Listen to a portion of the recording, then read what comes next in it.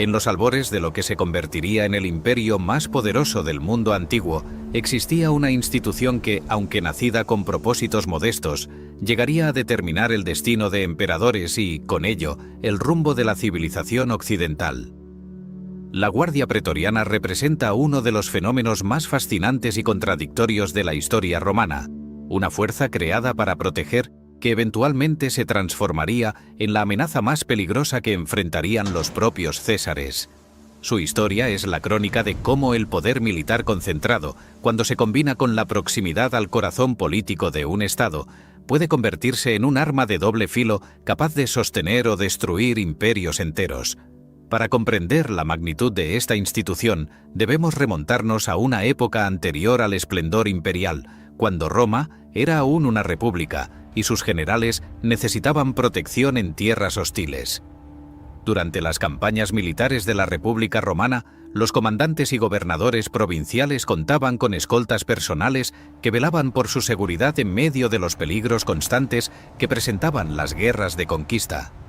Estos cuerpos de guardia, aunque efectivos en su cometido, eran formaciones relativamente pequeñas y carecían de la estructura formal que posteriormente caracterizaría a las unidades de élite. La denominación pretoriana derivaba del término praetorium, que hacía referencia a la tienda del comandante en los campamentos militares romanos, aquel espacio sagrado donde se tomaban las decisiones estratégicas y se ejercía el mando supremo sobre las legiones. Los registros históricos sugieren que ya desde aproximadamente el año 275 antes de nuestra era, durante la época de los Escipiones, aquellas ilustres familias de generales que expandieron el dominio romano por el Mediterráneo, existían estas escoltas especializadas. Sin embargo, su función se limitaba estrictamente al ámbito militar y carecían de cualquier influencia política significativa. Eran, en esencia, soldados leales que cumplían con su deber de proteger a sus superiores durante las campañas, pero que no aspiraban a ejercer poder más allá de sus obligaciones inmediatas.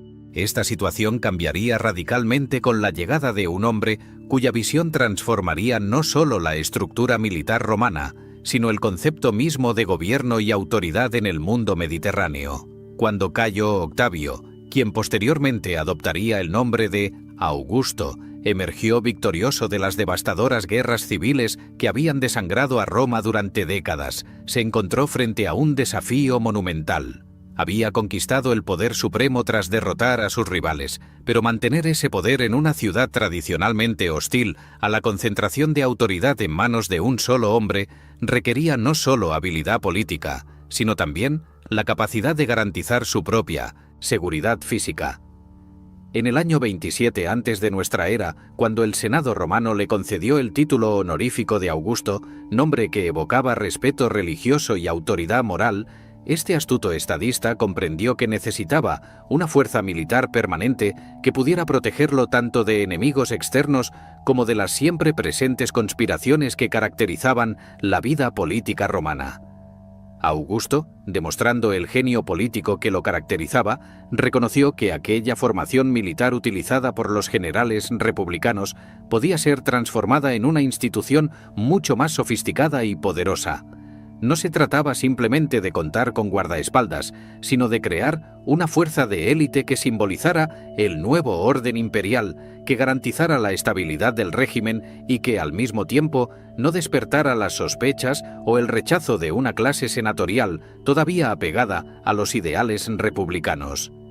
Así, entre los años 27 y 26 antes de nuestra era, nacía oficialmente la Guardia Pretoriana como institución imperial, una creación que combinaría funciones ceremoniales, militares y, aunque quizás Augusto no lo previera completamente en aquel momento, políticas de una magnitud sin precedentes. La estructura inicial diseñada por Augusto reflejaba un cuidadoso equilibrio entre eficacia militar y precaución política. El emperador estableció 9 cohortes pretorianas, cada una compuesta por aproximadamente 480 hombres, siguiendo un modelo organizativo que, si bien se inspiraba en las legiones regulares, presentaba características distintivas que las colocaban en una categoría superior. Además de la infantería, cada cohorte contaba con un complemento de alrededor de 100 jinetes, conocidos como equites praetoriani, soldados de caballería que añadían movilidad y versatilidad táctica a la formación. En total, la Guardia Pretoriana inicial sumaba aproximadamente 4.500 efectivos, una fuerza considerable pero no tan numerosa como para provocar alarma entre los senadores, que todavía recordaban con temor las marchas de ejércitos sobre Roma durante las guerras civiles. La organización interna de estas cohortes replicaba con precisión la estructura de las legiones romanas, pero con un estatus claramente superior que se manifestaba en múltiples aspectos.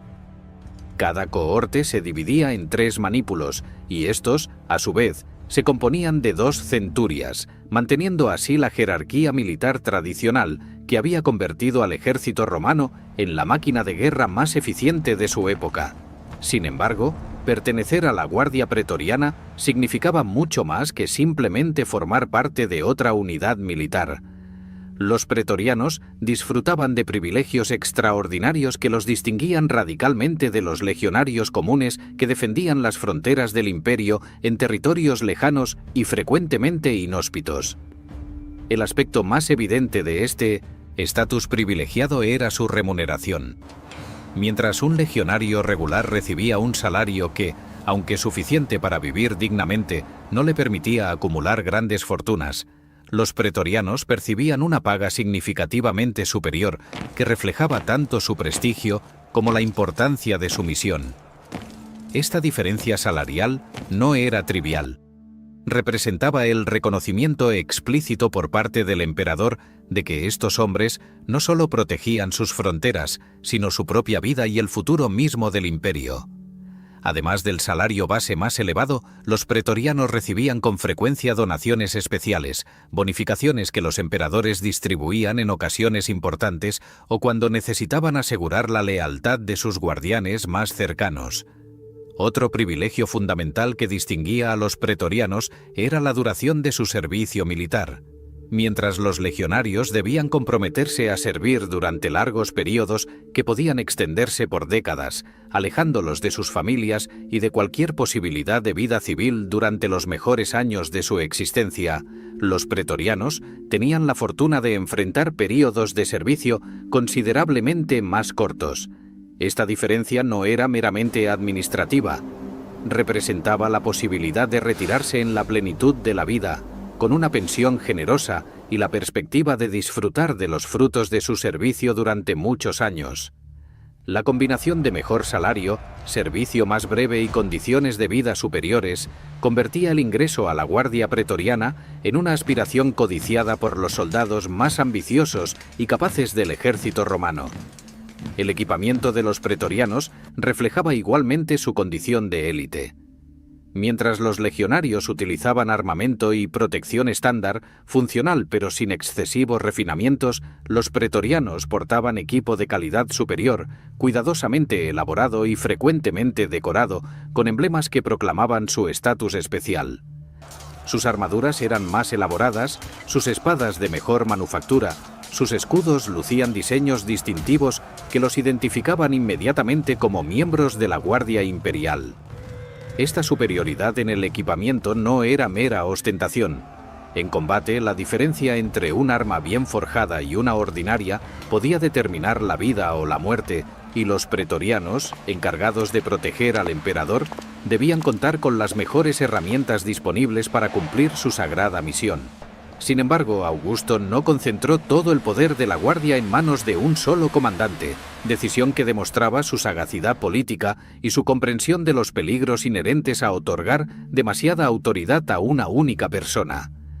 En el año 2 antes de nuestra era, el emperador estableció que la Guardia Pretoriana sería comandada por 2 prefectos del pretorio, conocidos en latín como praefectus praetorio, quienes compartirían el mando supremo de estas fuerzas de élite.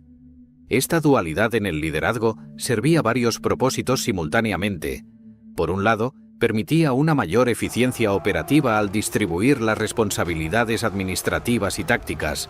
Por otro, y quizás más importante desde la perspectiva de la seguridad del emperador, creaba un sistema de controles y equilibrios en el que cada prefecto servía como vigilante del otro, reduciendo así el riesgo de que un comandante ambicioso pudiera utilizar la guardia para sus propios fines. Los prefectos del pretorio ostentaban una distinción única que subrayaba la confianza absoluta que el emperador depositaba en ellos. Eran los únicos individuos, aparte del propio César, autorizados para portar espada en presencia del soberano. Este privilegio, que podría parecer meramente ceremonial a ojos contemporáneos, poseía en realidad un significado profundo en el contexto de la cultura romana, donde el porte de armas en presencia del líder supremo representaba no solo un honor extraordinario, sino también una demostración de confianza implícita que trascendía las palabras. Los prefectos, al sostener sus espadas cerca del emperador, se convertían en los garantes últimos de su seguridad, los hombres en quienes el destino del imperio descansaba de manera más inmediata y tangible. Durante los primeros años del principado de Augusto, la Guardia Pretoriana operaba de manera relativamente discreta, manteniendo un perfil que no provocara recelos innecesarios entre la clase senatorial. Las 9 cohortes no estaban concentradas en un único lugar, sino distribuidas estratégicamente en Roma y sus alrededores, una disposición que respondía tanto a consideraciones tácticas como políticas. Al mantener dispersas sus fuerzas, Augusto evitaba la imagen de una ocupación militar de la ciudad, preservando la ficción, tan importante para la mentalidad romana, de que la República seguía existiendo bajo nuevas formas. Sin embargo, esta situación cambiaría drásticamente bajo el sucesor de Augusto, un hombre cuyo reinado marcaría el inicio de una nueva fase en la historia de la Guardia Pretoriana. Cuando Tiberio, hijastro y heredero elegido de Augusto, ascendió al trono imperial en el año 14 de nuestra era, se encontró gobernando un imperio que, aunque pacificado en gran medida, enfrentaba tensiones internas y desafíos que requerían una presencia militar más visible en la capital.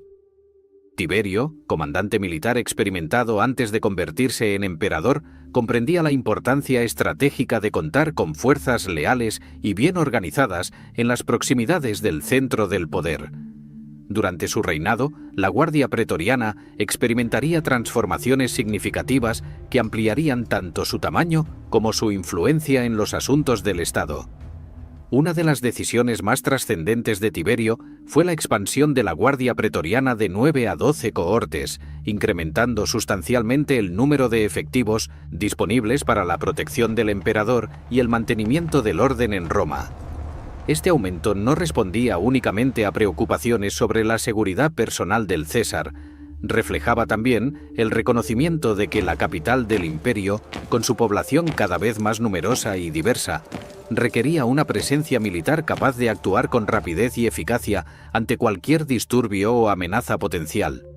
Las 3 cohortes adicionales fortalecían la capacidad de respuesta de la Guardia y permitían una mayor flexibilidad en el despliegue de las fuerzas, asegurando que siempre hubiera contingentes disponibles sin comprometer la protección directa del emperador. Sin embargo, la transformación más visible y simbólicamente significativa implementada durante el reinado de Tiberio fue la construcción del Castra Praetoria, el campamento permanente de la Guardia Pretoriana. Hasta ese momento, las cohortes habían estado alojadas en diversos cuarteles dispersos por la ciudad y sus suburbios, una disposición que, si bien minimizaba la percepción de una presencia militar opresiva, también dificultaba la coordinación y la respuesta rápida ante emergencias. El Castra Praetoria, erigido en los suburbios del noreste de Roma, cerca de las murallas aurelianas, consolidaba toda la fuerza pretoriana en una única instalación militar de proporciones impresionantes.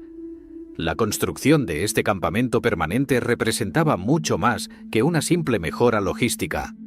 Su existencia física, con sus murallas imponentes, sus torres de vigilancia y su diseño militar característico, proclamaba de manera inequívoca la presencia del poder imperial en la ciudad eterna.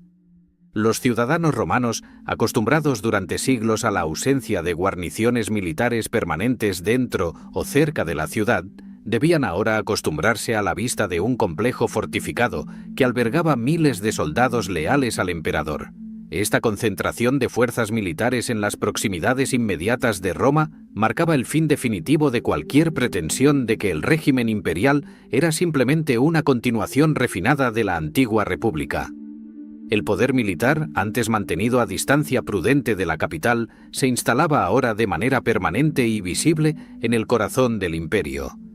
El diseño del Castra Praetoria seguía los principios arquitectónicos tradicionales de los campamentos militares romanos, pero adaptados a su función particular y a su carácter permanente.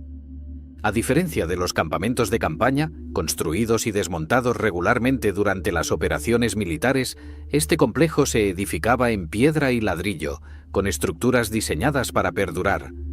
Sus murallas, que se elevaban varios metros sobre el terreno circundante, proporcionaban tanto defensa como un claro mensaje visual sobre el poder que residía en su interior.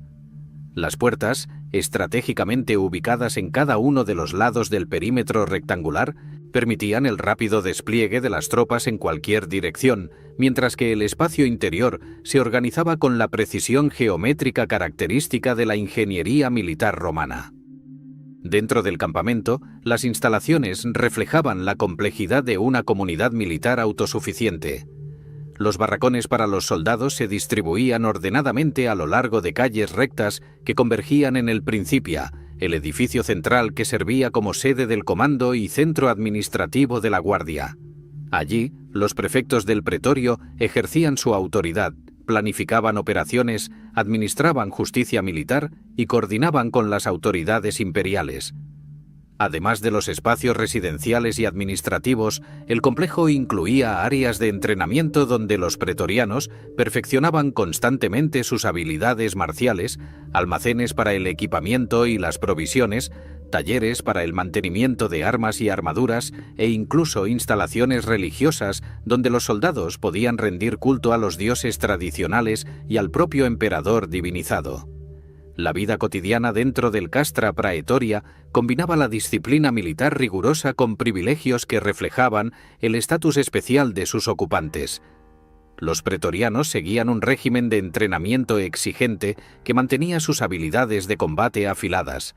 Realizaban ejercicios tácticos que simulaban diversas situaciones de combate urbano y campo abierto, y participaban en ceremonias que reforzaban su identidad como guardianes selectos del emperador. Sin embargo, a diferencia de los legionarios estacionados en las fronteras del imperio, que enfrentaban condiciones frecuentemente duras y amenazas constantes de pueblos hostiles, los pretorianos disfrutaban de la proximidad a las comodidades y entretenimientos de Roma. Su servicio, aunque profesional y dedicado, transcurría en un ambiente considerablemente más cómodo que el de sus camaradas en territorios lejanos. Esta concentración de la Guardia Pretoriana en un único campamento permanente tenía implicaciones que trascendían las consideraciones puramente militares o logísticas.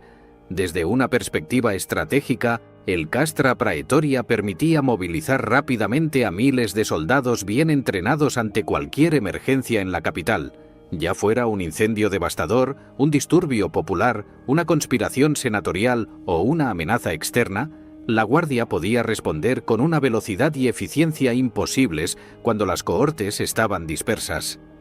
Esta capacidad de respuesta rápida convertía a la Guardia en una herramienta indispensable para mantener el orden y la estabilidad en Roma, funciones que complementaban su misión principal de proteger al emperador.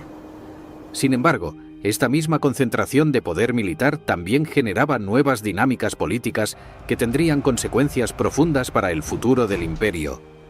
Al reunir a miles de soldados en un único lugar se creaba una masa crítica de fuerza militar que, si bien diseñada para servir al emperador, también podía convertirse en un actor político por derecho propio.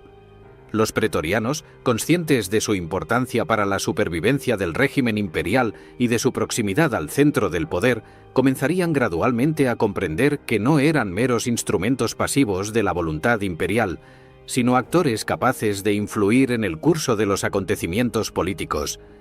Esta conciencia de su propio poder, aunque quizás latente durante los primeros años tras la construcción del Castra Praetoria, eventualmente se manifestaría de maneras que ni Augusto ni Tiberio pudieron prever completamente. La selección de los hombres que ingresaban a la Guardia Pretoriana era un proceso cuidadoso que reflejaba la importancia de la institución. No cualquier soldado podía aspirar a vestir el uniforme pretoriano. Los candidatos debían cumplir requisitos estrictos que garantizaran no solo su competencia militar, sino también su lealtad y su carácter. Preferentemente los reclutas provenían de Italia, particularmente de las regiones centrales que tradicionalmente habían proporcionado los mejores soldados al ejército romano. Esta preferencia por italianos respondía tanto a consideraciones prácticas como ideológicas. Los soldados nacidos en la península compartían vínculos culturales más fuertes con Roma y el emperador, hablaban latín sin acento extranjero y tenían menos probabilidades de mantener lealtades divididas hacia sus tierras de origen. Los candidatos a pretorianos debían demostrar no solo aptitud física y habilidad marcial, sino también provenir de familias respetables con reputación establecida. La Guardia Pretoriana no era refugio para aventureros desesperados o soldados de fortuna sin raíces. Sus miembros debían representar lo mejor de la sociedad romana, hombres cuyos antecedentes familiares garantizaran cierta estabilidad de carácter y lealtad al orden establecido. Además, muchos pretorianos habían servido previamente en las legiones, donde habían demostrado su valía en combate y habían sido recomendados por sus superiores para el ascenso a esta unidad de élite. Esta combinación de origen social respetable y experiencia militar comprobada aseguraba que la guardia estuviera compuesta por soldados profesionales de la más alta calidad.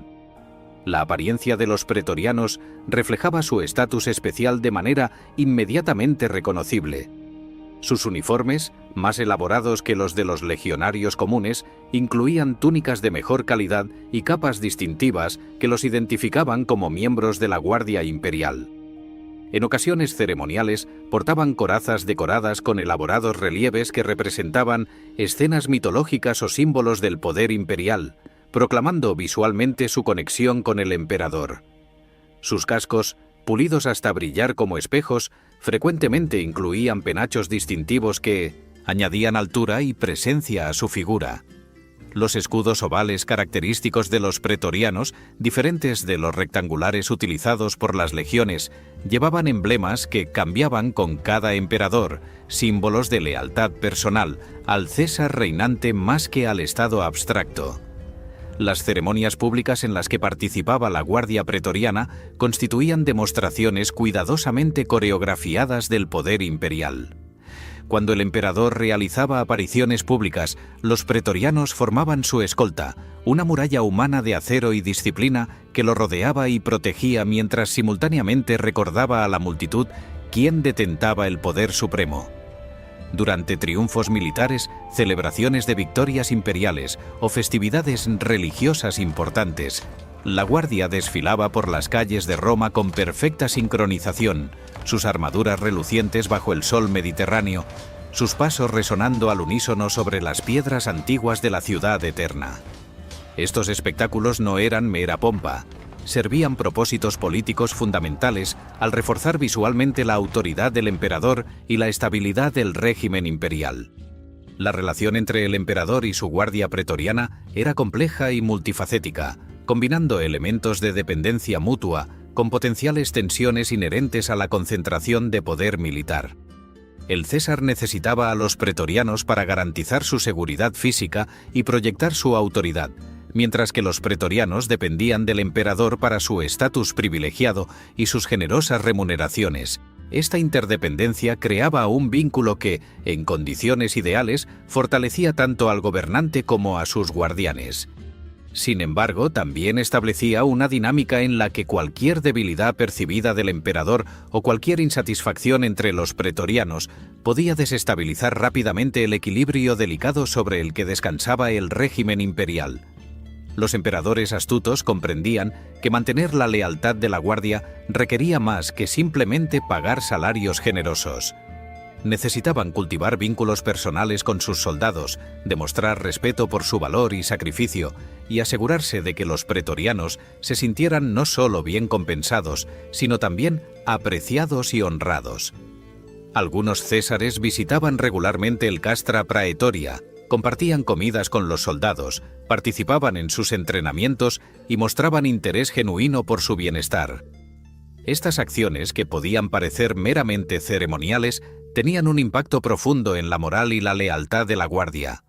Un emperador que trataba a sus pretorianos con respeto y generosidad podía contar con una devoción que iba más allá del mero cumplimiento del deber. Un César que los despreciaba o descuidaba corría riesgos considerables. Las funciones de la guardia pretoriana se extendían más allá de la simple protección física del emperador. Actuaban como policía imperial, investigando conspiraciones, arrestando a sospechosos de traición y ejecutando las órdenes del César cuando éstas requerían la aplicación de fuerza. En ocasiones, destacamentos pretorianos acompañaban a gobernadores provinciales importantes o miembros de la familia imperial cuando éstos viajaban fuera de Roma, extendiendo así el alcance de su influencia más allá de la capital. Durante emergencias urbanas, como los frecuentes incendios que asolaban la ciudad construida en gran parte con materiales inflamables, los pretorianos colaboraban con los vigiles, los bomberos de Roma, en las tareas de rescate y control de la situación. Esta versatilidad convertía a la Guardia en una institución multifuncional cuya importancia trascendía su misión militar primaria. A medida que transcurrían las décadas desde la fundación de la Guardia Pretoriana, esta institución se consolidaba como elemento permanente e indispensable del sistema imperial romano. Los ciudadanos se acostumbraban a la presencia de los pretorianos, cuyas patrullas regulares por las calles de Roma se convertían en parte del paisaje urbano cotidiano. Los senadores, aunque algunos mantenían reservas privadas sobre la concentración de poder militar que representaba la Guardia, reconocían su utilidad para mantener el orden y la estabilidad en tiempos potencialmente turbulentos.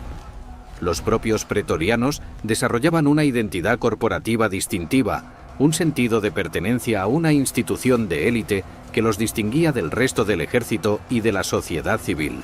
Esta identidad colectiva, aunque fortalecía la cohesión interna de la Guardia, también sembraba las semillas de futuros conflictos cuando los intereses corporativos de los pretorianos comenzaran a divergir de los del emperador o del imperio en su conjunto.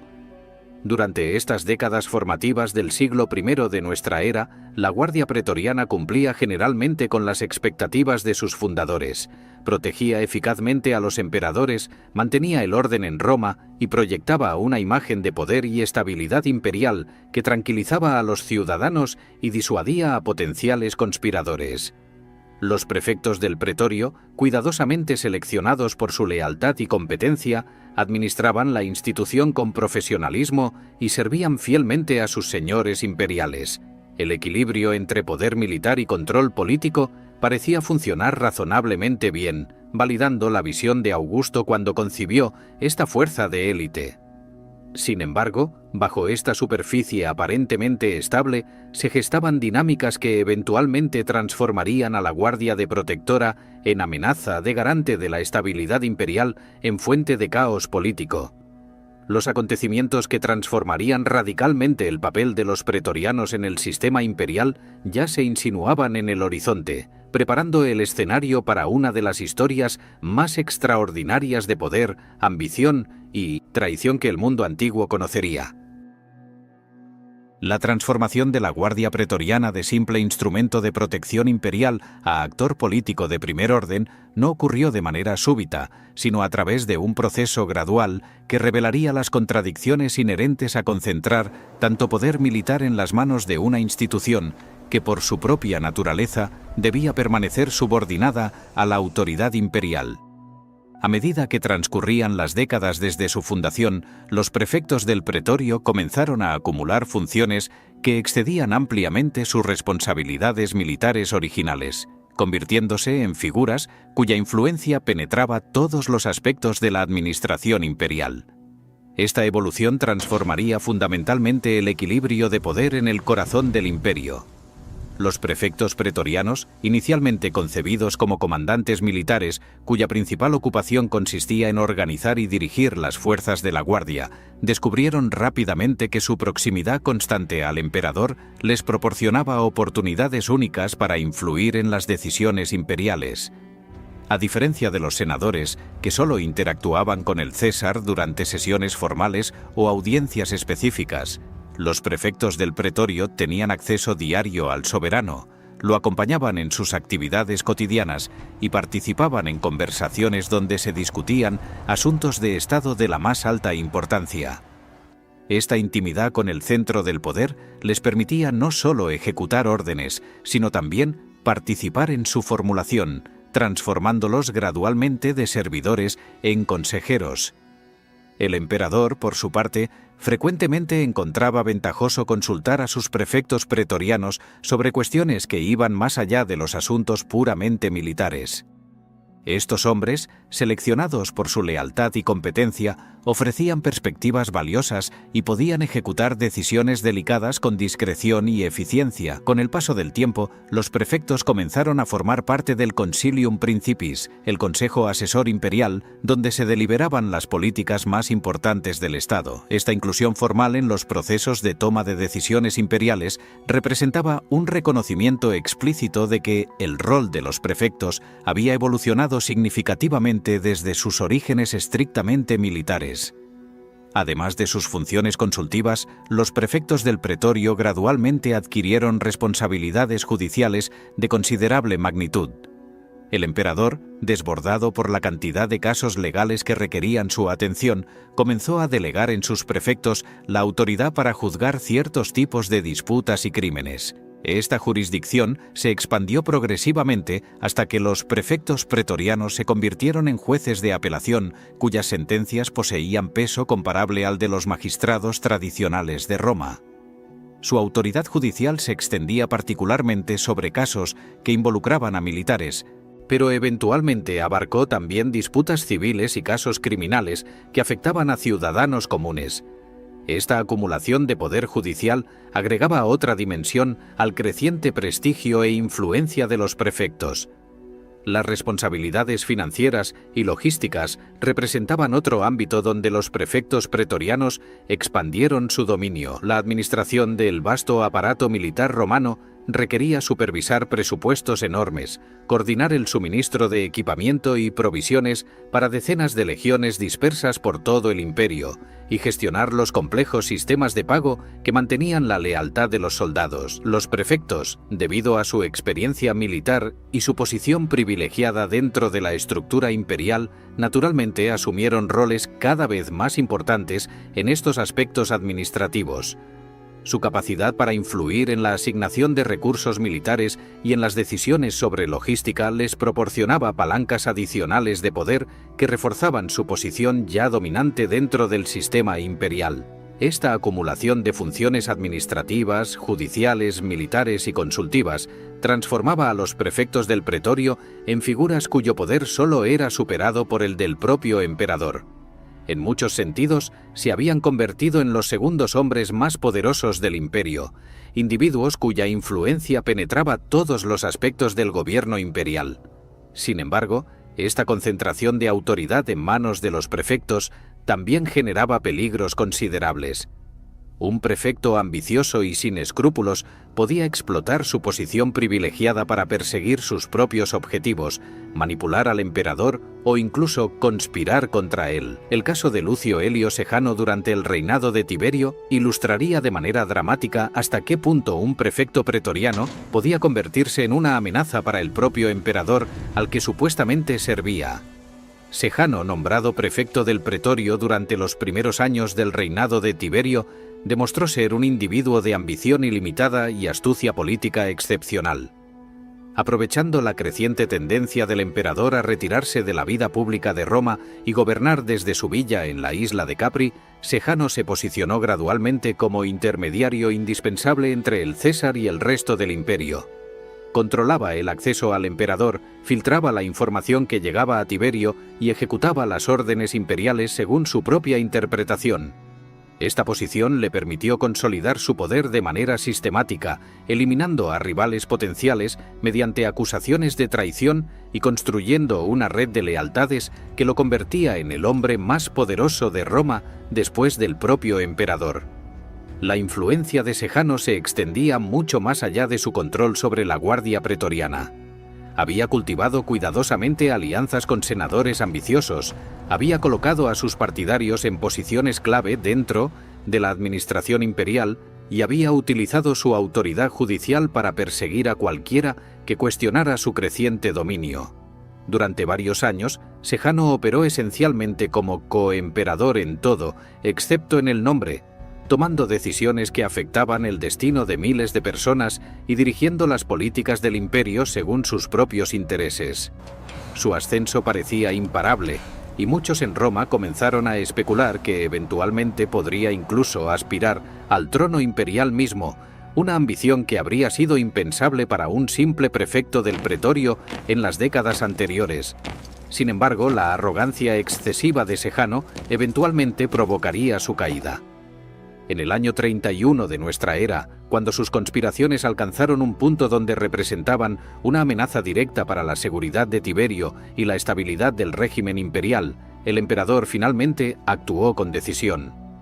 En una operación cuidadosamente planificada que demostró que, a pesar de su retiro físico de Roma, Tiberio todavía mantenía control sobre los mecanismos esenciales del poder, el César logró neutralizar a Sejano sin provocar una revuelta de la Guardia Pretoriana. El episodio final revelaría de manera dramática tanto el poder que había acumulado el ambicioso prefecto como los peligros inherentes a permitir que un solo individuo controlara la fuerza militar más importante de Roma. Tiberio, comprendiendo que no podía confiar en la Guardia Pretoriana completa para arrestar a su propio comandante, tuvo que recurrir a su guardia personal más pequeña, conocida como Cohors Praetoria, compuesta por soldados de lealtad absolutamente incuestionable. Esta necesidad de utilizar una fuerza alternativa para controlar a los pretorianos demostraba que el emperador ya no podía dar por sentada la obediencia de la institución supuestamente diseñada para protegerlo. El hecho de que Tiberio tuviera que enviar a su propia escolta personal contra ciudadanos y soldados que apoyaban a Sejano revelaba que el poder político de la Guardia Pretoriana había dejado de ser un secreto cuidadosamente guardado para convertirse en una realidad evidente que todos en Roma reconocían y temían. Aunque la Guardia finalmente se mantuvo leal a un Tiberio considerablemente envejecido y permitió la captura y posterior eliminación de Sejano, el episodio había demostrado inequívocamente que los pretorianos poseían la capacidad de determinar el destino político del imperio. Los soldados de la Guardia, conscientes de que habían apoyado a un hombre que estuvo a punto de desplazar al propio emperador, comenzaron a comprender la magnitud de su propio poder. Si un prefecto pretoriano podía acercarse tanto al trono imperial, ¿qué impedía que la Guardia en su conjunto decidiera quién debía ocupar ese trono? Esta pregunta, que había permanecido latente durante las décadas anteriores, pronto encontraría respuestas que transformarían fundamentalmente la naturaleza del poder imperial romano. La transición del reinado de Tiberio al de su sucesor Calígula marcaría el comienzo de una nueva era en la que la Guardia Pretoriana demostraría de manera cada vez más explícita su capacidad para hacer y deshacer emperadores. Calígula, cuyo reinado inicial prometía estabilidad y renovación tras los años finales oscuros de Tiberio, gradualmente se alienó de la élite romana mediante comportamientos que muchos consideraban erráticos e inaceptables. Su estilo de gobierno autocrático, sus supuestas extravagancias y su aparente desprecio por las tradiciones senatoriales generaron resentimientos profundos entre aquellos que habían esperado un retorno a formas de gobierno más consultivas y respetuosas con las instituciones tradicionales. En el año 41 de nuestra era, una conspiración que involucraba a senadores descontentos y, crucialmente, a miembros de la propia Guardia Pretoriana, culminó en la eliminación física de Calígula. Este acontecimiento marcaba un punto de inflexión fundamental en la historia imperial romana. Por primera vez, la Guardia Pretoriana había participado activamente en la remoción violenta de un emperador, cruzando una línea que transformaría permanentemente la dinámica del poder imperial.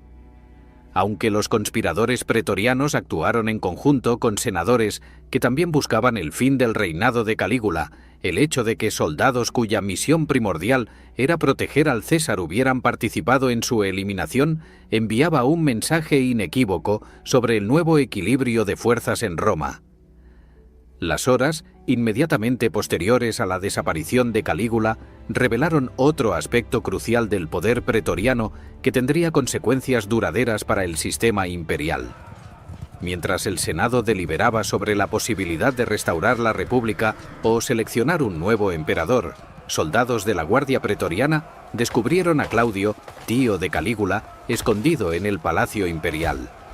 Este hombre, considerado durante toda su vida como inadecuado para roles políticos importantes debido a sus peculiaridades físicas y su aparente falta de habilidades políticas, se convirtió repentinamente en la elección de los pretorianos para suceder a su sobrino fallecido.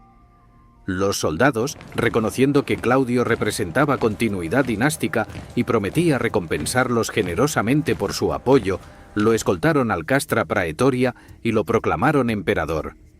Esta proclamación pretoriana de Claudio como emperador, realizada sin consultar al Senado y desafiando implícitamente la autoridad de esa venerable institución para determinar la sucesión imperial, establecía un precedente de enormes consecuencias.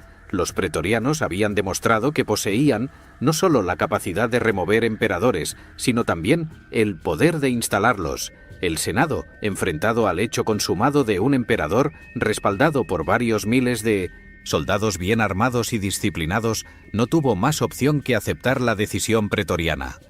Claudio, consciente de que debía su trono a la Guardia, recompensó generosamente a los soldados con donaciones sustanciales, estableciendo así otro precedente peligroso: la expectativa de que cada nuevo emperador debía comprar la lealtad de los pretorianos mediante pagos generosos.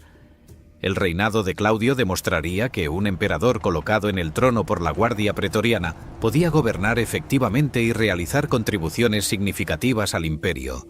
Sin embargo, el precedente establecido en el año 41 tendría ramificaciones que se extenderían por siglos. Los emperadores futuros comprenderían que su supervivencia en el trono dependía no solo de su legitimidad dinástica o del apoyo senatorial, sino fundamentalmente de mantener satisfecha a la Guardia Pretoriana. Esta dependencia creaba una dinámica perversa en la que el poder militar, en lugar de estar subordinado a la autoridad política legítima, se convertía en el árbitro último del poder imperial. El año de los 4 emperadores, 69 de nuestra era, llevaría esta dinámica a extremos que habrían sido impensables en la época de Augusto. Tras el final del reinado de Nerón, quien enfrentó rebeliones simultáneas en varias provincias y perdió el apoyo de la Guardia Pretoriana, el imperio se sumió en una guerra civil donde diferentes facciones militares respaldaban a sus propios candidatos imperiales. Galba, el primer emperador que emergió tras Nerón, cometió el error fatal de negarse a pagar las donaciones que los pretorianos esperaban recibir por su apoyo. Esta tacañería, aunque quizás justificable desde una perspectiva de responsabilidad fiscal, enfureció a la Guardia y selló el destino de Galba. Otón, un senador ambicioso que reconoció la oportunidad creada por el descontento pretoriano, se acercó a la Guardia con promesas de pagos generosos y favores futuros. Los pretorianos, movidos tanto por codicia como por resentimiento hacia Galba, respaldaron a Otón y participaron activamente en la remoción del emperador tacaño. La instalación de Otón en el trono por parte de la Guardia Pretoriana en enero del año 69 representaba otro ejemplo dramático del poder que esta institución había acumulado. Sin embargo, el reinado de Otón sería breve. Otras fuerzas militares en las provincias respaldaban a sus propios candidatos, y el imperio se vería arrastrado a meses de conflicto civil que solo terminarían con el triunfo de Vespasiano, un general experimentado que contaba con el apoyo de las poderosas legiones orientales. Vespasiano, fundador de la dinastía Flavia, intentaría restaurar cierto equilibrio en la relación entre el emperador y la Guardia Pretoriana. Reconociendo que la Guardia se había convertido en una amenaza potencial para cualquier César que no mantuviera su favor, Vespasiano implementó reformas diseñadas para garantizar su lealtad mientras reducía su capacidad de actuar como hacedores de emperadores independientes. Sin embargo, incluso este emperador pragmático y experimentado comprendía que no podía simplemente eliminar o reducir drásticamente el poder pretoriano sin arriesgarse a provocar la misma reacción que había destruido a Galba. En su lugar, Vespasiano buscó cooptar a la Guardia mediante una combinación de recompensas generosas, liderazgo efectivo y la selección cuidadosa de prefectos pretorianos leales. El hijo de Vespasiano, Tito, quien gobernaría brevemente entre los años 79 y 81, había servido previamente como prefecto del pretorio, convirtiéndose así en uno de los pocos individuos que ascendería desde el comandante de la guardia hasta el trono imperial mismo. Esta experiencia proporcionaba a Tito una comprensión íntima de la mentalidad pretoriana y de los mecanismos mediante los cuales la guardia ejercía su influencia política. Durante su breve pero popular reinado, Tito mantuvo relaciones excelentes con la guardia, combinando su conocimiento personal de la institución con una generosidad calculada que aseguraba la lealtad pretoriana. Su reinado demostraba que un emperador que comprendía a la guardia desde dentro podía gobernar efectivamente sin temor constante a la traición pretoriana. Las expansiones y contracciones periódicas en el tamaño de la guardia pretoriana durante el siglo I reflejaban tanto las necesidades militares cambiantes como las preferencias personales de diferentes emperadores. Vitelio, durante su breve reinado en el año 69, expandió dramáticamente la guardia al incorporar parte de su ejército del Rin, las legiones que lo habían respaldado en su ascenso al poder. Esta expansión llevó a la guardia a 16 cohortes de 1000 hombres cada una, creando una fuerza pretoriana de aproximadamente 16.000 efectivos, la más numerosa en la historia de la institución hasta ese momento. Vitelio, consciente de que debía su trono al respaldo de sus legiones germánicas, buscaba integrarlas en la estructura pretoriana tanto para recompensarlas como para asegurar su lealtad continua. Sin embargo, este tamaño inflado de la guardia resultaba insostenible tanto desde perspectivas financieras como políticas. Mantener 16.000 pretorianos con sus salarios superiores y privilegios especiales representaba una carga significativa para el tesoro imperial. Además, una guardia tan numerosa generaba inquietudes sobre el equilibrio de poder en Roma, recordando a muchos las épocas de guerra civil cuando ejércitos enteros habían ocupado la capital. Domiciano, quien gobernaría entre 81 y 96, redujo el tamaño de la guardia a 10 cohortes de 1000 hombres cada una, estableciendo una configuración que se mantendría relativamente estable durante las décadas siguientes. Esta reducción buscaba equilibrar la necesidad de mantener una fuerza pretoriana efectiva con consideraciones de costo y estabilidad política. A medida que el Imperio Romano entraba en su segundo siglo, la naturaleza de las amenazas que enfrentaba comenzaba a cambiar de maneras que afectarían también el rol de la guardia pretoriana. Las fronteras imperiales, que durante las décadas de paz relativa bajo los emperadores de las dinastías Julio Claudia y Flavia habían permanecido mayormente estables, comenzaban a experimentar presiones crecientes de pueblos más allá del limes romano. Los emperadores se veían obligados a pasar más tiempo en campaña, dirigiendo personalmente operaciones militares en las fronteras del Danubio, el Rin y el Éufrates. Esta mayor actividad militar imperial requería que la guardia pretoriana evolucionara una vez más, esta vez recuperando funciones de combate activo que habían sido relativamente secundarias durante las décadas anteriores. Desde el siglo II de nuestra era, la guardia pretoriana fue utilizada cada vez más como reserva estratégica del ejército imperial, una fuerza de élite que podía desplegarse rápidamente a puntos críticos donde se necesitaba reforzar las legiones fronterizas o participar en operaciones ofensivas importantes. Esta evolución transformaba a los pretorianos de guardias palaciegos, esencialmente ceremoniales, en soldados de combate activo que debían demostrar su valía en el campo de batalla. Cuando el emperador estaba presente personalmente en campaña, lo cual ocurría con frecuencia durante este periodo, un prefecto del pretorio actuaba como su segundo al mando, coordinando las operaciones militares y sirviendo como comandante operativo de las fuerzas imperiales. Si el emperador no acompañaba la expedición, el prefecto pretoriano podía asumir el mando supremo de las fuerzas desplegadas, una responsabilidad que subrayaba el estatus elevado que estos oficiales habían alcanzado. Los emperadores Domiciano y Trajano enviaron a la guardia a combatir en las guerras que tuvieron lugar en Dacia, la región correspondiente aproximadamente a la actual Rumanía, donde tribus guerreras presentaban amenazas persistentes a las provincias romanas del Danubio.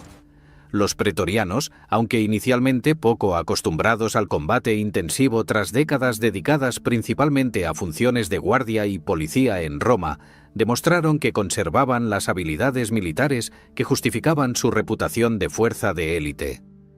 Participaron en asedios de fortalezas dacias, en batallas campales contra formaciones enemigas y en las operaciones de pacificación que siguieron a la conquista de estos territorios. Su desempeño en campaña validaba la decisión de los emperadores de utilizarlos como reserva móvil capaz de reforzar cualquier sector donde se necesitara fuerza militar adicional. Marco Aurelio, el emperador filósofo que gobernaría durante gran parte de la segunda mitad del siglo II, utilizó extensivamente a la Guardia Pretoriana en sus prolongadas campañas del Danubio contra tribus germánicas y sármatas que amenazaban las provincias norteñas del imperio. Durante estos años de guerra casi constante, Marco Aurelio pasó la mayor parte de su reinado en el frente, dirigiendo personalmente las operaciones militares, mientras simultáneamente escribía sus famosas meditaciones filosóficas en los campamentos militares. Los pretorianos que lo acompañaban en estas campañas experimentaban condiciones muy diferentes a las de sus predecesores que habían disfrutado de las comodidades de Roma. Enfrentaban los rigores del clima danubiano, participaban en combates brutales contra enemigos feroces y soportaban las privaciones que caracterizaban la vida militar en las fronteras del imperio. Durante el siglo III, a medida que el imperio entraba en un período de crisis caracterizado por amenazas externas intensificadas y turbulencias políticas internas, los pretorianos asistían regularmente a los emperadores en sus diversas campañas militares. La participación de la Guardia en operaciones de combate activo se había convertido en norma más que excepción. Sin embargo, esta militarización renovada de los pretorianos no reducía su capacidad o disposición para intervenir en la política imperial. Por el contrario, la experiencia de combate y la conciencia de su importancia militar reforzaban la convicción de los pretorianos de que merecían voz decisiva en determinar quién debía gobernar el imperio. La combinación de poder político en Roma y capacidad militar en el campo de batalla convertía a la Guardia Pretoriana del siglo III en una fuerza aún más formidable que sus predecesores. Los pretorianos, al participar en campañas militares, también desarrollaban lealtades y rivalidades que reflejaban las divisiones más amplias dentro del ejército romano. Soldados que habían combatido juntos en las fronteras formaban vínculos de camaradería que podían influir en sus acciones políticas posteriores. Generales exitosos que habían comandado a los pretorianos en batalla cultivaban relaciones que podían resultar cruciales si posteriormente aspiraban al trono imperial. Esta red compleja de lealtades personales y profesionales, superpuesta sobre la estructura formal de la Guardia, creaba dinámicas políticas intrincadas que los emperadores debían navegar cuidadosamente para mantener el control sobre esta institución cada vez más poderosa y políticamente activa. La relación entre los emperadores y la Guardia Pretoriana durante los siglos II y III puede caracterizarse como un equilibrio delicado y frecuentemente precario entre dependencia mutua y desconfianza persistente. Los césares necesitaban a los pretorianos para su protección personal, para proyectar su poder en Roma y para reforzar sus fuerzas militares en campaña. Los pretorianos, por su parte, dependían del emperador para mantener su estatus privilegiado, sus salarios superiores y su posición dominante dentro de la jerarquía militar romana. Sin embargo, esta interdependencia no garantizaba armonía. Cuando un emperador era percibido como débil, tacaño o incompetente, los pretorianos no dudaban en considerar alternativas. Cuando los pretorianos se volvían demasiado exigentes o amenazadores, los emperadores buscaban maneras de limitar su poder o contrarrestar su influencia. Algunos césares intentaban equilibrar el poder pretoriano fortaleciendo otras unidades militares que pudieran servir como contrapeso. Las cohortes urbanas, que desempeñaban funciones de policía en Roma, representaban una fuerza alternativa que podía utilizarse en caso de conflicto con los pretorianos. Los emperadores también mantenían guardias personales compuestas por soldados de lealtad absolutamente confiable, frecuentemente reclutados de tribus germánicas o de otras regiones distantes, cuya lealtad al César no estaba comprometida por las dinámicas políticas que afectaban a los pretorianos romanos. Sin embargo, estas medidas proporcionaban solo protección limitada.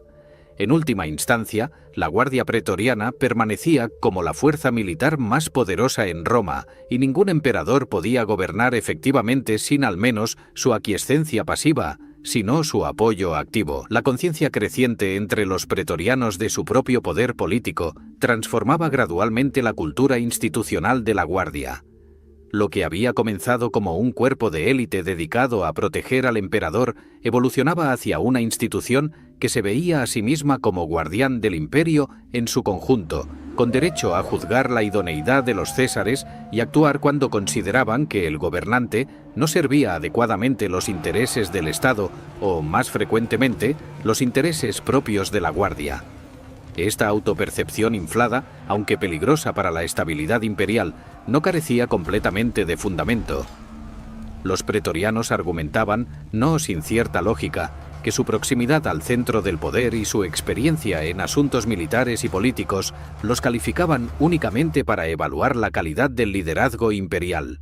Esta evolución de la Guardia Pretoriana de protectora a juez del emperador alcanzaría su expresión más extrema y vergonzosa en los acontecimientos del año 193, cuando los pretorianos cruzarían líneas que incluso observadores, acostumbrados a las intrigas políticas romanas, encontrarían escandalosas. Los años finales del siglo II y el comienzo del III representarían el nadir moral de la Guardia Pretoriana, el período cuando sus acciones demostrarían de manera inequívoca que la institución creada para proteger el imperio se había convertido en una de las principales amenazas a su estabilidad y legitimidad. Los acontecimientos que se desarrollarían tras este período marcarían el comienzo del fin para esta institución que había dominado la política romana durante casi 2 siglos, preparando el escenario para su eventual disolución por un emperador que finalmente tendría el poder y la voluntad para eliminar esta amenaza perpetua al orden imperial. El año 193 de nuestra era marcó el punto de inflexión definitivo en la historia de la Guardia Pretoriana. El momento en que esta institución traspasó los límites de lo tolerable incluso para una sociedad acostumbrada a las intrigas políticas y las luchas por el poder. Los acontecimientos de aquel año revelarían de manera inequívoca que la Guardia había dejado de ser una fuerza al servicio del imperio para convertirse en un actor político que perseguía descaradamente sus propios intereses, sin consideración alguna por la estabilidad del Estado o el bienestar de sus ciudadanos. Lo que ocurriría en Roma durante aquellos meses turbulentos quedaría grabado en la memoria colectiva como uno de los episodios más vergonzosos en la larga historia del Imperio Romano. El predecesor inmediato de estos acontecimientos había sido Cómodo, hijo de Marco Aurelio, cuyo reinado había demostrado que la herencia dinástica no garantizaba la competencia imperial. Durante más de una década, Cómodo había gobernado de manera cada vez más errática, alienándose de la clase senatorial y perdiendo gradualmente el respeto de amplios sectores de la sociedad romana. Su obsesión con las exhibiciones gladiatorias, en las que él mismo participaba para escándalo de la élite tradicional, y su estilo de gobierno autocrático habían generado resentimientos profundos. Cuando finalmente su propia guardia personal decidió que su continuación en el trono representaba una amenaza tanto para el imperio como para sus propios intereses, Cómodo fue removido del poder en las últimas horas del año 192, cerrando así un capítulo turbulento de la historia imperial. La muerte de Cómodo dejaba al imperio sin un sucesor claro, situación que siempre generaba inestabilidad en un sistema político donde la continuidad dinástica proporcionaba legitimidad crucial. Publio Elvio Pertinax, un senador respetado con extensa experiencia militar y administrativa, fue proclamado emperador con el respaldo de la Guardia Pretoriana, que esperaba que este hombre de probada competencia restaurara el orden y la dignidad al principado. Pertinax, consciente de los desafíos que enfrentaba, intentó implementar reformas diseñadas para sanear las finanzas imperiales, combatir la corrupción endémica que había florecido durante el reinado de Cómodo y restaurar la disciplina en el ejército. Sin embargo, estas reformas, aunque necesarias desde una perspectiva administrativa, chocaban directamente con los intereses de la Guardia Pretoriana. Los pretorianos, acostumbrados durante décadas a privilegios generosos y donaciones regulares, esperaban que cada nuevo emperador comprara su lealtad mediante pagos sustanciales. Pertinax, enfrentando un tesoro imperial agotado por las extravagancias de su predecesor, intentó limitar estas expectativas, ofreciendo a los pretorianos pagos que, aunque razonables desde una perspectiva fiscal, caían muy por debajo de lo que la Guardia consideraba apropiado. Esta tacañería percibida, combinada con los intentos de Pertinax de imponer mayor disciplina sobre los soldados, generó resentimientos que se intensificaron rápidamente.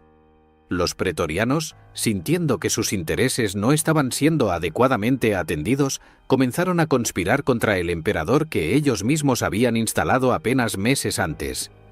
En marzo del año 193, apenas 87 días después de ascender al trono, Pertinax fue atacado violentamente por un grupo de pretorianos que irrumpieron en el palacio imperial. El emperador, aunque intentó razonar con los soldados amotinados, recordándoles sus deberes y apelando a su sentido del honor, no pudo detener su furia. Los pretorianos, impulsados por codicia y resentimiento, eliminaron al César en lo que representaba uno de los actos más descarados de insubordinación militar en la historia romana hasta ese momento. Sin embargo, lo verdaderamente escandaloso no fue tanto la remoción violenta de Pertinax, acto que tenía precedentes en la historia imperial, sino lo que la Guardia Pretoriana haría a continuación. Tras deshacerse de Pertinax, los pretorianos se encontraron en una posición única. Controlaban Roma, el palacio imperial estaba bajo su dominio y el trono estaba vacante. En lugar de proclamar inmediatamente a un nuevo emperador o consultar con el Senado sobre la sucesión, los soldados de la Guardia concibieron un plan que escandalizaría incluso a aquellos familiarizados con las maniobras políticas más cínicas. Los pretorianos decidieron literalmente subastar el imperio romano al mejor postor, anunciando que quien ofreciera el pago más generoso sería proclamado emperador. Este acto sin precedentes reducía el trono imperial, símbolo de la autoridad suprema que había gobernado el mundo mediterráneo durante siglos, a una mercancía que podía comprarse como cualquier bien en el mercado. La noticia de esta subasta imperial se extendió rápidamente por Roma, provocando reacciones que oscilaban entre la incredulidad y el horror. Dos candidatos principales emergieron para competir por el dudoso honor de comprar el imperio: Marco Didio Severo Juliano, un senador inmensamente rico con ambiciones imperiales, y Tito Flavio Sulpiciano, quien era suegro del difunto Pertinax. La competencia entre estos dos hombres por el trono imperial, desarrollada mediante ofertas crecientes de dinero a la Guardia Pretoriana, representaba una degradación del principado que habría sido inimaginable para los fundadores del sistema imperial. Sin embargo, los pretorianos, completamente desprovistos de cualquier sentido de vergüenza o responsabilidad, alentaban activamente esta competencia, elevando el precio con cada ronda de ofertas. Didio Juliano, determinado a obtener el trono sin importar el costo, finalmente ofreció la suma extraordinaria de 25.000 sestercios a cada pretoriano, un monto que representaba aproximadamente 5 años de salario para un soldado legionario regular. Esta cantidad astronómica convenció a la Guardia, que proclamó a Juliano emperador en una ceremonia que carecía de cualquier legitimidad tradicional más allá del poder militar bruto que respaldaba la decisión.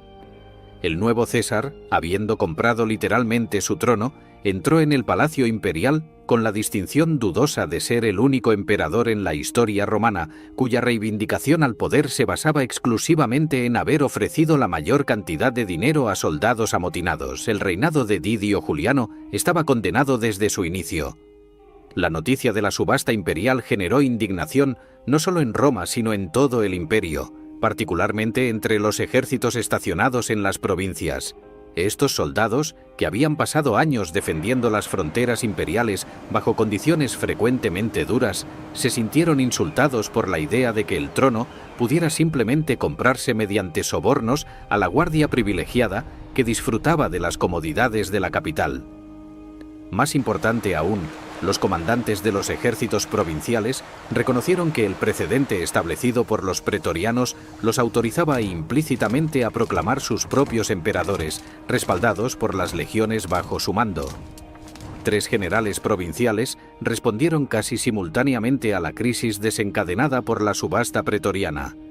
Septimio Severo, comandante de las legiones panonias estacionadas en la frontera del Danubio. Pescenio Níger, gobernador de Siria que controlaba las ricas provincias orientales, y Clodio Albino, comandante en Britania que disponía de las formidables legiones británicas. Cada uno de estos generales fue proclamado emperador por sus respectivas tropas, desencadenando una guerra civil que dividiría el imperio y causaría devastación en múltiples regiones. Sin embargo, Septimio Severo, cuyas fuerzas estaban más cerca de Roma y quien demostró superior habilidad estratégica, actuó con decisión y rapidez que le proporcionarían ventajas cruciales sobre sus rivales. Severo marchó sobre Roma con una velocidad que tomó por sorpresa tanto a Didio Juliano como a la Guardia Pretoriana. Las legiones panonias, soldados endurecidos por años de combate en las fronteras, avanzaron hacia Italia con determinación implacable, motivadas tanto por lealtad a su comandante como por desprecio hacia los pretorianos que habían deshonrado el imperio con su subasta vergonzosa. A medida que las fuerzas de Severo se aproximaban a la capital, el apoyo a Juliano se evaporaba rápidamente. El Senado, que nunca había aceptado realmente la legitimidad del emperador comprado, comenzó a buscar maneras de acomodarse con el general que se acercaba. Incluso dentro de la propia Guardia Pretoriana surgieron dudas sobre la sabiduría de defender a un emperador cuyo único mérito era haber pagado generosamente. Didio Juliano, después de un reinado de apenas 66 días, fue abandonado por todos sus supuestos partidarios. El Senado formalmente lo declaró enemigo público y lo sentenció a remoción, mientras los pretorianos, demostrando una vez más su capacidad para la traición oportunista, no hicieron ningún esfuerzo serio por defender al hombre por quien habían recibido fortunas apenas 2 meses antes. Juliano fue removido de la vida en el Palacio Imperial, víctima de las mismas dinámicas de poder que lo habían elevado al trono. Su breve y desastroso reinado permanecería en la historia como advertencia sobre los peligros de basar la autoridad imperial únicamente en transacciones financieras con fuerzas militares mercenarias. Cuando Septimio Severo entró en Roma en junio del año 193, su primera prioridad fue castigar a la Guardia Pretoriana por su papel en la crisis que había desestabilizado el imperio. Severo, soldado profesional que valoraba la disciplina y la lealtad, sentía profundo desprecio por los pretorianos que habían vendido el imperio y luego habían traicionado al comprador cuando enfrentaron consecuencias. El nuevo emperador convocó a la Guardia Pretoriana al campo de Marte, supuestamente para una ceremonia ceremonial donde reconocería su lealtad. Los pretorianos, quizás ingenuamente esperando que Severo simplemente los perdonara y continuara utilizándolos como sus predecesores, acudieron a la convocatoria sin sospechar las verdaderas intenciones del César. Sin embargo, cuando la Guardia Pretoriana se reunió en el campo de Marte, descubrieron que estaban rodeados por las legiones leales a Severo, soldados endurecidos por la batalla que los superaban numéricamente y que no tenían ningún amor por los pretorianos privilegiados. Severo, en un discurso que combinaba reproche moral con amenaza implícita, denunció a la Guardia por sus crímenes contra Pertinax y por su participación en la subasta vergonzosa del imperio. Los pretorianos, desarmados y rodeados, no podían resistir. Severo procedió a disolver formalmente la Guardia Pretoriana existente, despidiendo a todos los soldados que habían participado en los acontecimientos de los meses anteriores. Este acto sin precedentes enviaba un mensaje claro. Incluso la Guardia Pretoriana no estaba por encima del castigo cuando sus acciones amenazaban la estabilidad fundamental del Estado. Sin embargo, Severo no eliminó completamente la institución de la Guardia Pretoriana. El emperador reconocía que necesitaba una fuerza de élite en Roma para su propia protección y para mantener el orden en la capital. En lugar de abolir la Guardia, Severo la reconstituyó completamente, reemplazando a los pretorianos italianos disgraciados con soldados seleccionados de sus propias legiones panonias y de otras unidades que habían demostrado lealtad durante la guerra civil. Esta nueva Guardia Pretoriana, aunque mantenía el nombre y muchas de las funciones de su predecesora, era fundamentalmente diferente en composición y cultura. Los nuevos pretorianos eran soldados de las provincias, hombres que habían ganado su posición mediante servicio leal en combate real, en lugar de conexiones familiares o influencia política. Las reformas de Severo transformaron permanentemente el carácter de la Guardia Pretoriana. Al abrir el reclutamiento a soldados de todo el imperio, en lugar de limitarlo principalmente a Italia, Severo democratizaba de cierta manera la institución, mientras simultáneamente la hacía más dependiente de la voluntad imperial. Los nuevos pretorianos debían su posición directamente al emperador que los había seleccionado, lo que teóricamente fortalecía su lealtad personal al César.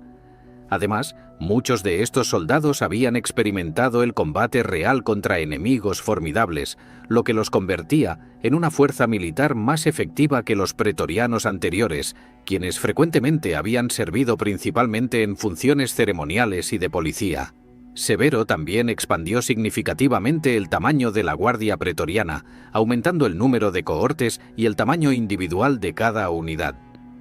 Esta expansión reflejaba tanto las necesidades militares crecientes del imperio, que enfrentaba amenazas simultáneas en múltiples fronteras, como el deseo de Severo de asegurar que tuviera fuerzas leales suficientes para mantener el control sobre Roma y Italia. La Guardia Ampliada participaría activamente en las campañas militares de Severo, incluyendo sus expediciones a Oriente contra Pescenio Níger y posteriormente contra los partos, así como sus operaciones en Britania, donde el emperador pasaría los últimos años de su vida antes de fallecer en la ciudad de Eboracum, la moderna York, en el año 211.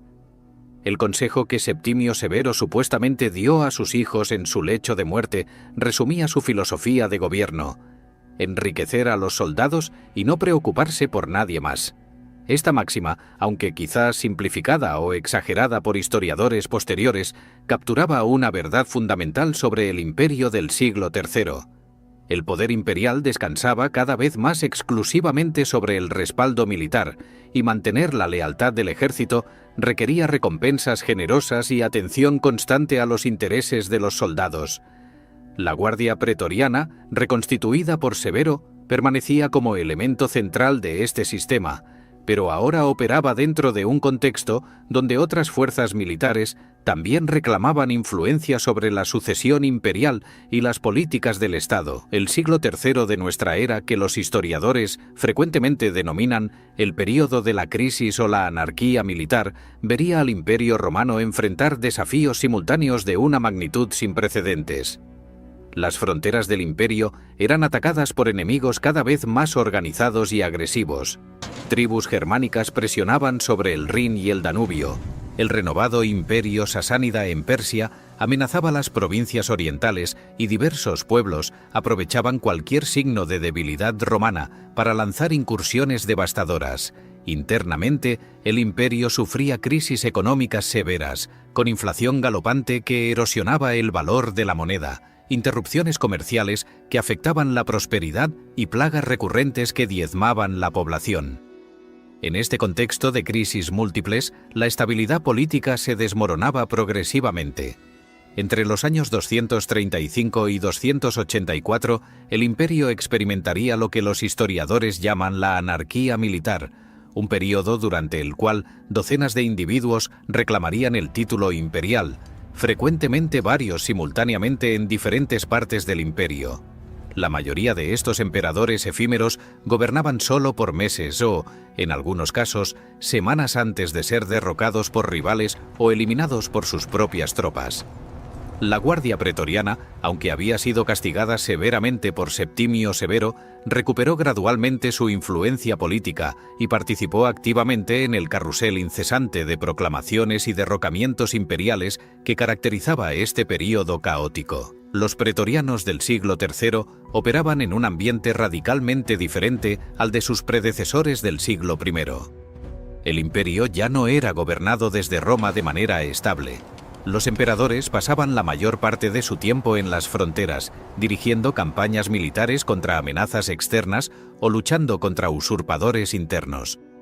La Guardia acompañaba frecuentemente al César en estas expediciones, participando en batallas reales contra enemigos formidables y experimentando las privaciones de la guerra prolongada. Esta militarización de los pretorianos los convertía en soldados más efectivos, pero también reforzaba su convicción de que merecían voz decisiva en asuntos imperiales debido a su papel en defender el Estado. Durante este periodo de crisis, múltiples emperadores descubrieron que incluso el respaldo inicial de la Guardia Pretoriana no garantizaba longevidad en el trono.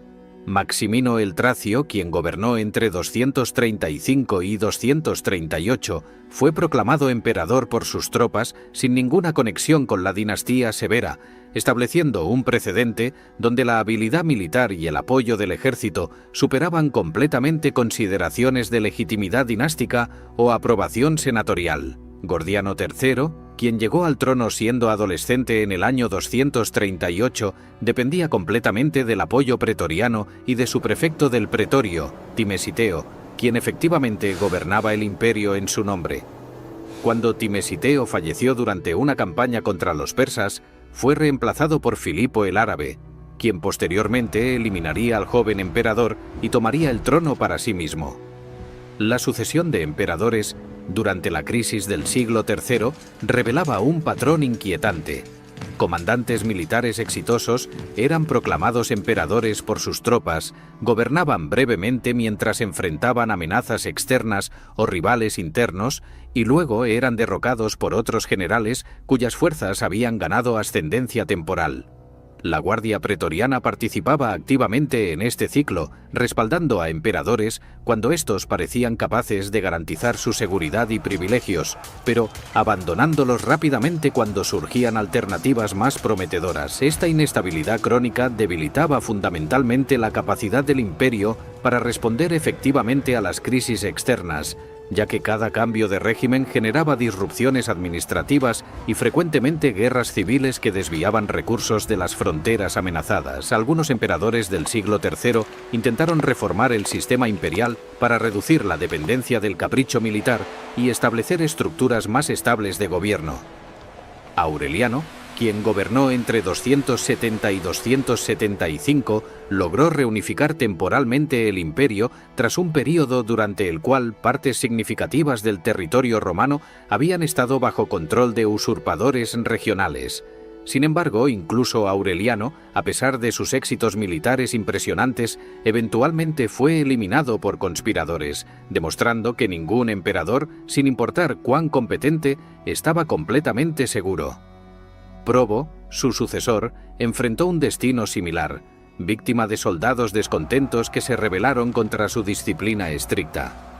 La situación del imperio alcanzó un punto crítico en las últimas décadas del siglo III, cuando parecía posible que el Estado romano simplemente se fragmentara permanentemente en entidades regionales más pequeñas, cada una gobernada por caudillos militares locales. Fue en este contexto de crisis existencial que Diocleciano, proclamado emperador en el año 284, implementaría reformas radicales diseñadas para estabilizar el imperio y romper el ciclo de anarquía militar que había caracterizado las décadas anteriores. Las reformas de Diocleciano transformarían fundamentalmente la estructura del gobierno imperial y tendrían consecuencias profundas para instituciones tradicionales como la Guardia Pretoriana.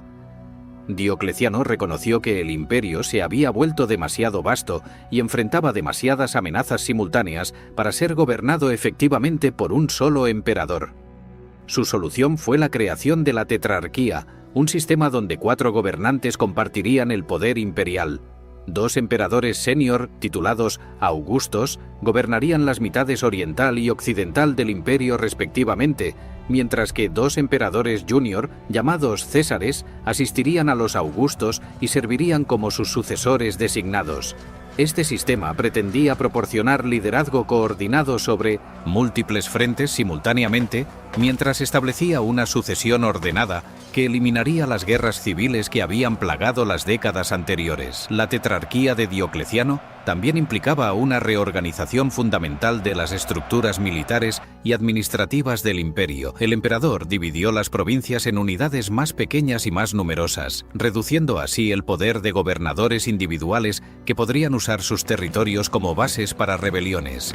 El ejército fue expandido significativamente y reorganizado en fuerzas fronterizas estacionadas permanentemente en las fronteras y ejércitos móviles de campaña que podían desplegarse rápidamente a puntos de crisis. Esta reorganización militar diluía el poder relativo de la Guardia Pretoriana, que ahora era solo una entre muchas unidades de élite en lugar de ser la fuerza militar dominante en el centro del imperio. Diocleciano también transformó fundamentalmente el carácter del principado, alejándose del modelo establecido por Augusto, donde el emperador supuestamente era el primer ciudadano entre iguales y moviéndose hacia una monarquía oriental más explícita. El nuevo estilo de gobierno, que los historiadores llaman el dominado en contraste con el principado anterior, enfatizaba la distancia sagrada entre el emperador y sus súbditos. Ceremonias elaboradas, protocolo rígido y un énfasis en la divinidad del gobernante reemplazaban la accesibilidad relativa que había caracterizado al principado temprano. Esta transformación reducía la importancia de la Guardia Pretoriana como protectores personales del emperador. Ahora el César estaba rodeado por múltiples capas de guardias, oficiales y burócratas que mediaban su relación con el mundo exterior. Sin embargo, la tetrarquía, aunque inicialmente exitosa en proporcionar estabilidad relativa, portaba las semillas de su propia destrucción. El sistema dependía de la cooperación voluntaria entre los 4 gobernantes y la voluntad de los Augustos Senior de retirarse en el momento designado para permitir que los Césares Junior ascendieran a su posición. Cuando Diocleciano y su co-Augusto Maximiano se retiraron en el año 305, la primera abdicación voluntaria de emperadores romanos en la historia, el sistema comenzó a desmoronarse casi inmediatamente. Los nuevos Augustos, Constancio y Galerio, nombraron sus propios Césares, pero tensiones entre las diferentes facciones dentro de la tetrarquía generaron conflictos que eventualmente degenerarían en guerra civil. Constantino, hijo de Constancio, emergería como el protagonista clave de los conflictos que destruirían la tetrarquía y establecerían un nuevo orden imperial. Cuando su padre falleció en el año 306 en Britania, Constantino fue proclamado emperador por las legiones bajo su comando, ignorando los mecanismos de sucesión establecidos por el sistema tetrárquico. Durante los años siguientes, Constantino maniobró hábilmente a través del paisaje político complejo creado por el colapso de la tetrarquía, formando alianzas temporales con otros pretendientes imperiales mientras gradualmente consolidaba su poder sobre porciones cada vez mayores del imperio. Su rival principal eventualmente sería Magencio, quien controlaba Italia y Roma misma, respaldado por la Guardia Pretoriana que veía en él la mejor garantía de mantener su posición privilegiada. El enfrentamiento final entre Constantino y Magencio ocurriría en el año 312, cuando Constantino marchó sobre Italia con un ejército relativamente pequeño, pero bien entrenado y altamente motivado. Magencio, quien controlaba recursos superiores y tenía la ventaja de defender territorio familiar, cometió el error fatal de abandonar las defensas seguras de Roma para enfrentar a Constantino en batalla abierta.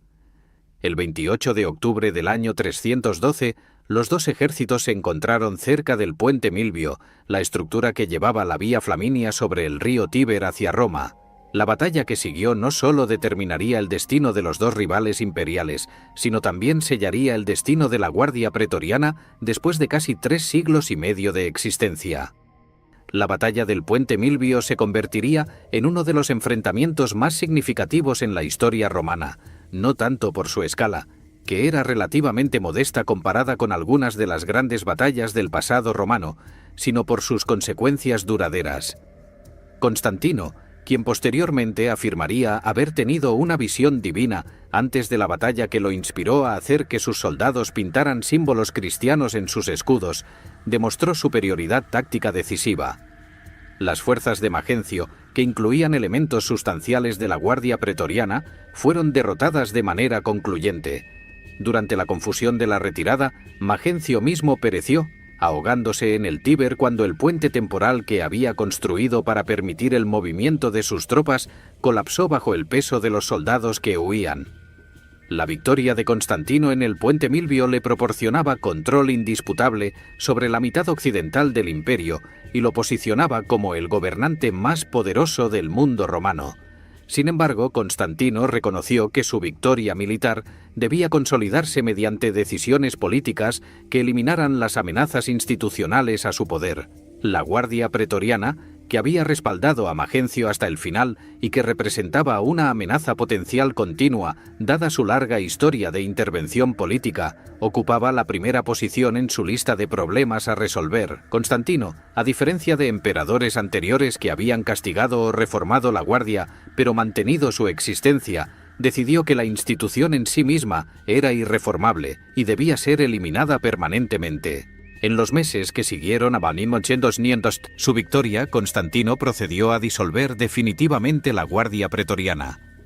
Los soldados que habían sobrevivido la batalla del puente Milvio fueron dispersados a unidades militares en las fronteras del imperio, particularmente a lo largo del Rin y el Danubio, donde el imperio necesitaba refuerzos constantes.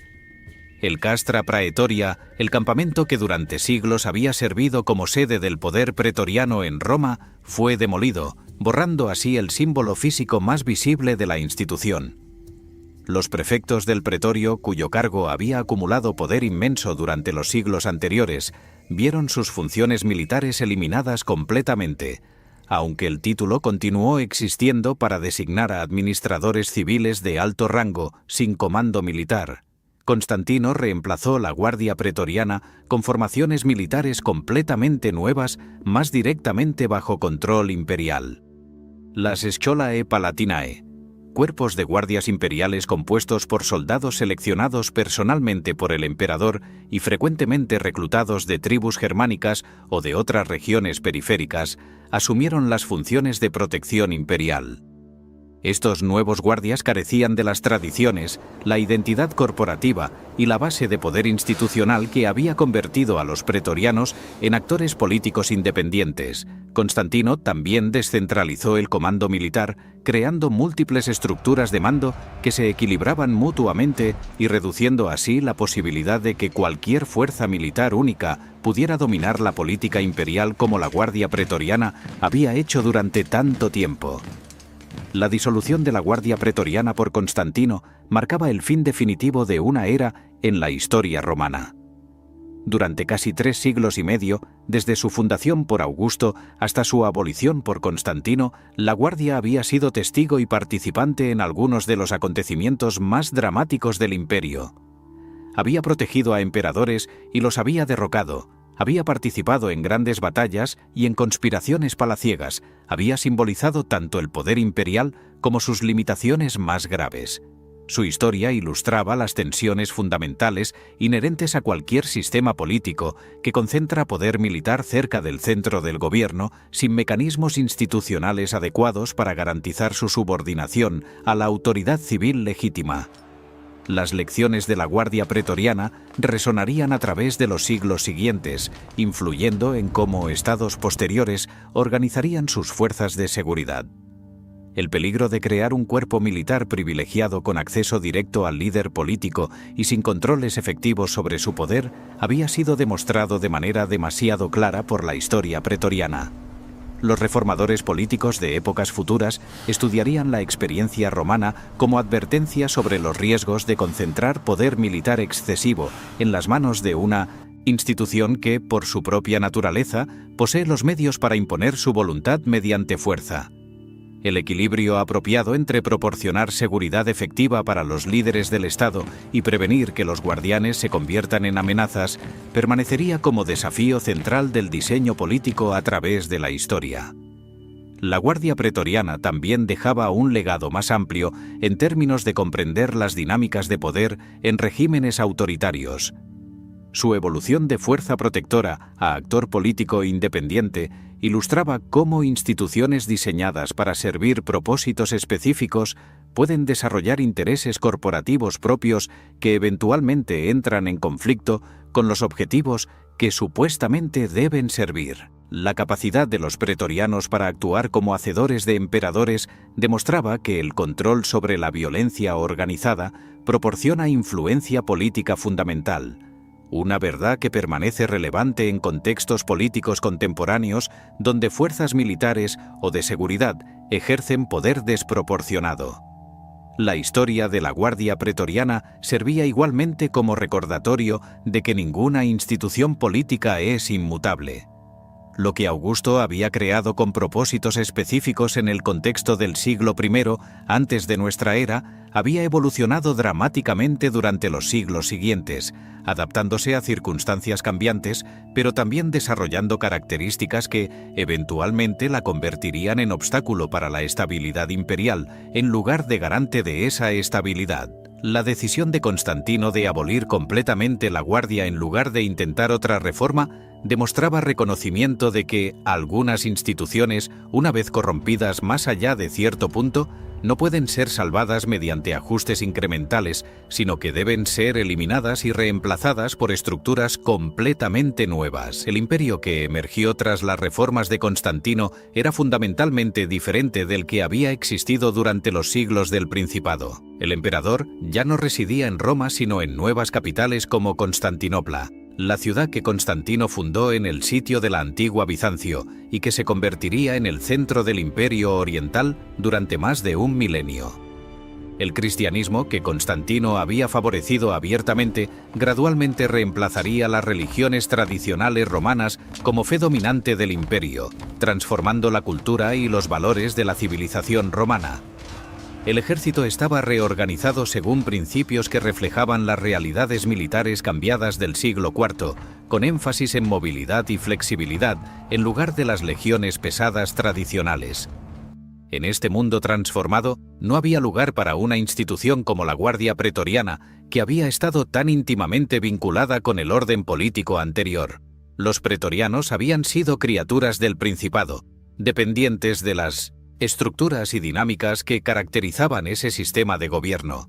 Cuando Constantino transformó fundamentalmente la naturaleza del Estado romano, creando lo que los historiadores llaman el Bajo Imperio, en contraste con el Alto Imperio de los siglos anteriores, la Guardia Pretoriana se convirtió en reliquia de una era pasada, incompatible con las nuevas realidades políticas y militares.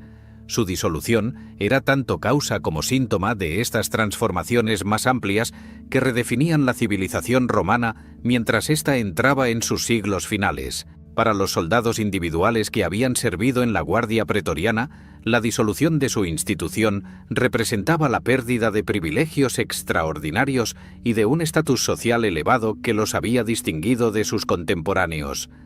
Dispersados a las fronteras, estos antiguos pretorianos se encontraban reducidos al estatus de soldados ordinarios, compartiendo las privaciones y peligros que caracterizan la vida militar en las zonas de combate activo. Algunos probablemente se adaptaron exitosamente, utilizando su entrenamiento y experiencia para distinguirse en sus nuevas asignaciones. Otros quizás sintieron resentimiento por la caída de su posición privilegiada y recordaban con nostalgia los días cuando formar parte de la Guardia Pretoriana significaba poder, prestigio y comodidad.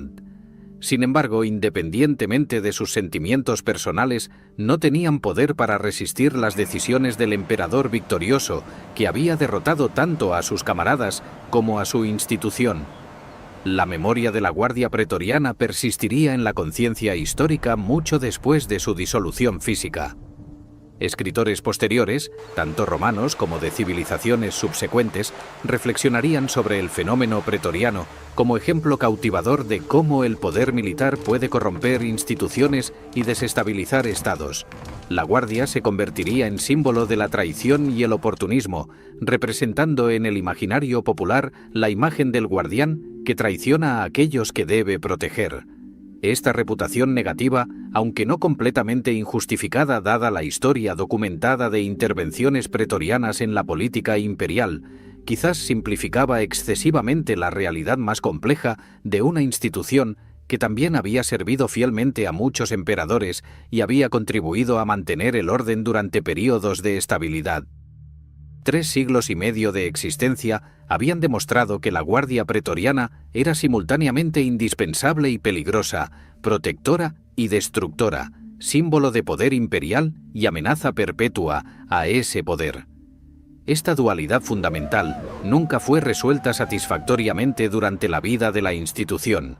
Los emperadores que intentaron eliminar o reducir drásticamente el poder pretoriano frecuentemente descubrieron que carecían de la fuerza necesaria para implementar tales reformas sin arriesgarse a provocar exactamente la rebelión que buscaban prevenir.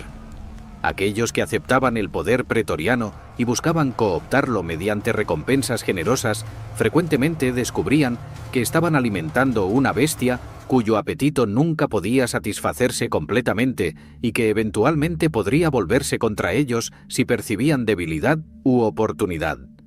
La única solución efectiva, finalmente implementada por Constantino, requería una transformación tan fundamental del sistema político imperial que la Guardia Pretoriana simplemente no tuviera lugar en el nuevo orden. Esta solución no estaba disponible para emperadores anteriores que gobernaban dentro de las estructuras tradicionales del Principado y que carecían del poder o la voluntad para reorganizar completamente el Estado romano. Constantino, beneficiándose de circunstancias excepcionales que le proporcionaban poder concentrado tras su victoria en la guerra civil y operando en un contexto donde las reformas radicales parecían necesarias para la supervivencia misma del imperio, poseía tanto la capacidad como la motivación para tomar la acción decisiva que generaciones anteriores de emperadores habían evitado. El fin de la Guardia Pretoriana no significaba el fin de los desafíos que había representado. El imperio continuaría enfrentando problemas de intervención militar en la política, usurpaciones, guerras civiles y la dificultad perenne de mantener sucesiones ordenadas del poder imperial. Sin embargo, estos problemas ya no se concentrarían en una única institución con la tradición, identidad y poder que la Guardia Pretoriana había acumulado. El poder militar se distribuiría entre múltiples formaciones y comandantes, cuyas rivalidades se equilibrarían mutuamente en cierta medida y ninguna de las cuales podría dominar completamente la política imperial como los pretorianos habían hecho durante tanto tiempo. Esta distribución del poder militar, aunque no eliminaba completamente los riesgos de intervención castrense en la política, al menos reducía la probabilidad de que una sola fuerza pudiera determinar consistentemente el destino del imperio.